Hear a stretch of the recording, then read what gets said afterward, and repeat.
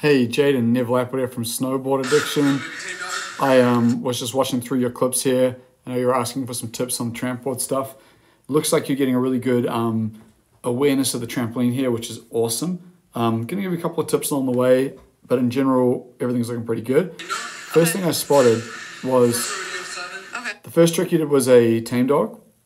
And I want you to notice like how right now when you're jumping on the tame dog, you're quite far back on the trampoline. But then as you land the tame dog, you end up quite far forward on the trampoline. So, boom. Nice. So, just trying to pause it. See from where you took off to where you land, you drifted quite far.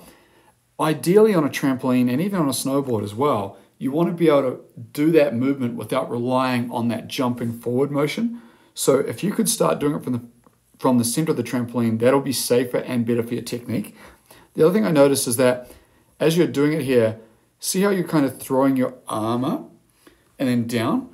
That works really well on a trampoline, but if you do that on a snowboard, it kind of looks goofy. So I would actually try and learn this trick with a little bit more of using your hips and your core for the flip rather than relying on this hand movement. Now I understand that on a trampoline that works really well. I just don't see that on really good snowboarders doing tame dogs.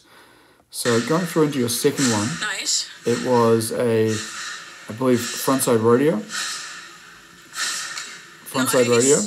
And you were asking like, okay, how can I take this to a trampoline? One thing that's really going to help with the trampoline, I know this isn't the best answer, but these trampolines look like they take a lot of work. And what I'm saying by that is they don't look super bouncy. And I think if you could get on a trampoline that gives you better bounce than these trampolines, it'll be easier for you to transition that trick onto the trampoline. Because right now, the speed you're doing that would be like throwing that 7 on like a 15-foot jump, which is a very small jump. And ideally, you want to make it float around more like you're on a 30-foot jump. So I don't know if that's an option for you or not, but if this facility has any better trampolines you can get on, that's actually going to make it easier for you to do this trick a little bit more stylish, a little bit more bigger, and a little bit more like what it's going to feel like on a snowboard. But in terms of getting a board on, if this is the only tramp you have, and you can get around that quick, go for it.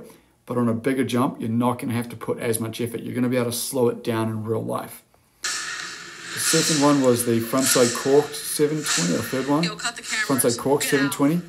And again, kind of the same feedback is that how much effort you're putting in here is going to be a very, very small jump. And so if you can get a bigger trampoline or a trampoline that bounces better, that's going to make it more realistic for you to get that board on. Or what you could do is just tone it down. Do a corked 5. Get the tramp board on and do really nice corked 5s. So you're not having to spin as quickly.